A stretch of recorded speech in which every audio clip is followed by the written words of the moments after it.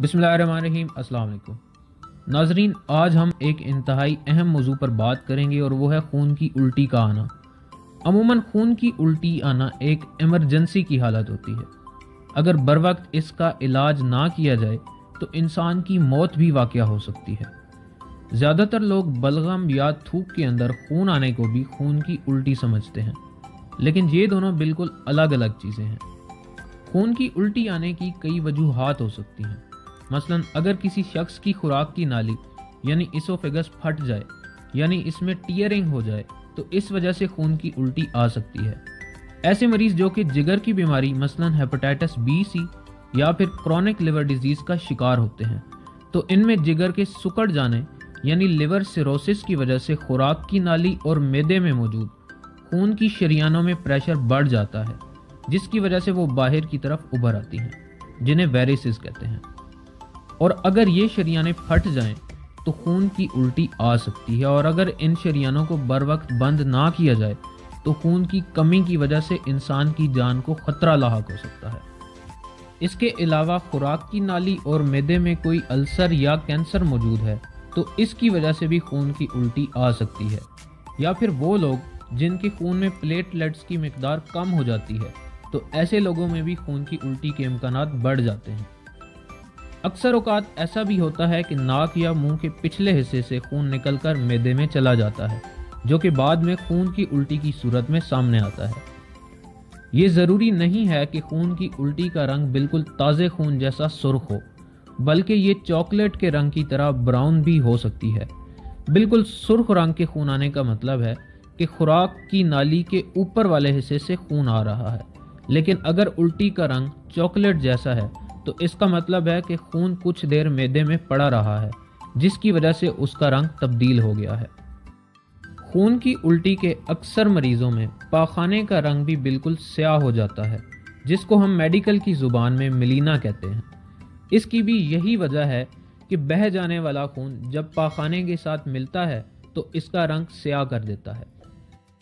अक्सर मरीजों में खून खुराक की नाली के अंदर ही अंदर बहता रहता है, जबकि बज़ाहिर ऐसा शख्स देखने में बिल्कुल ठीक नज़र आ रहा होता है।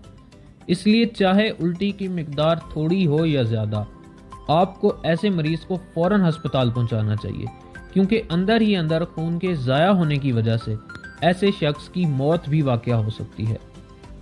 अगर किसी मरीज़ को खून की उल्टी के साथ साथ चक्कर आना, बेहोशी या गनूदगी तारी होना या फिर दिल की धड़कन का अचानक बढ़ जाना या कम हो जाना जैसी अलामात ज़ाहिर हो रही हैं, तो आपको समझ जाना चाहिए कि ऐसे मरीज़ को बर वक्त इलाज की ज़रूरत है।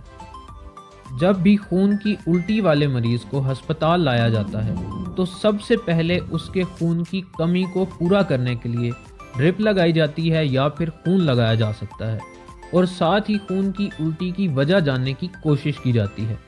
इसके लिए एंडोस्कोपी की जा सकती है, और इसमें मरीज़ की खुराक की नाली के अंदर एक कैमरा डाला जाता है ताकि अंदर मौजूद खून निकलने की वजह और जगह को मालूम किया जा सके।